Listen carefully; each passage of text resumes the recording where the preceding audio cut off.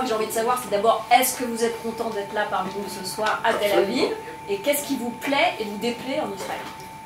Mais ça, en ce qui concerne, j'aime beaucoup Israël. La compagnie qui m'a amené, j'aime moins, parce que j'aurais préféré Elal, j'allais dire Halal. Moi j'aime beaucoup cette plage, elle est sublime. La ville à côté, bon, que je connais, oui, là où il y a plein d'oranges, des choses, mais aussi Jérusalem. C'est vrai que Jérusalem, on a un choc de toute façon, mais c'est vrai que c'est très fort. Donc, mais j'aime beaucoup, ce que j'aime particulièrement, c'est Tel Aviv. Vous savez, quand on travaille dans une ville, on en fait partie. Et de revenir, bon, je viens pour travailler, pour jouer la musica. Donc, ma vision d'Israël, c'est comme si, voilà, je revenais de temps en temps à casa, à la maison. C'est pour travailler. Je ne suis jamais allée en touriste. Si vous cherchez un guide. C'est vrai qu'il y a une certaine qualité de vie ici, et que tous les gens qui travaillent et qui viennent ici, parce qu'ils ont des petits appartements pour voir, c'est quelque chose qui est... je les envie de pouvoir avoir un endroit où ils peuvent retrouver leur culture, leur fond. Et je veux dire que sur les religions, moi j'étudie, je lis beaucoup toutes les religions, et là je suis en train de travailler sur la Gadol du Talmud de Jérusalem, et c'est exceptionnel de voir les questions, le questionnement, le savoir, et tout ce que ça engendre.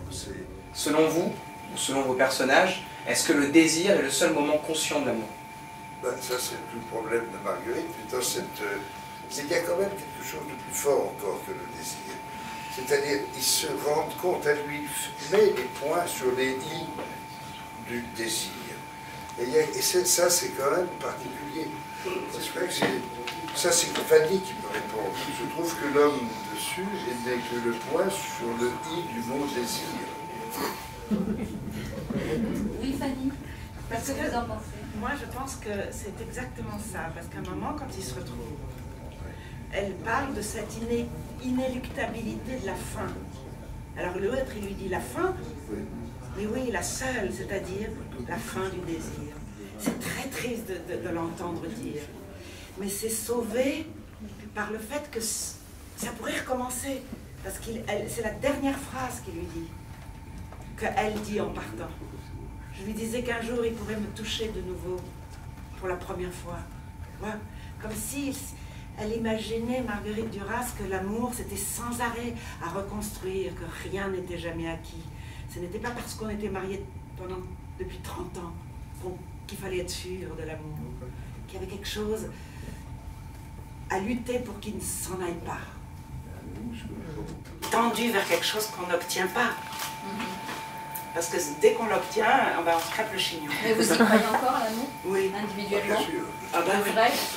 Oui, Sans amour, on n'est rien du tout. On aime, en tout cas, on aime. C'est certainement de se sentir bien ensemble et tout.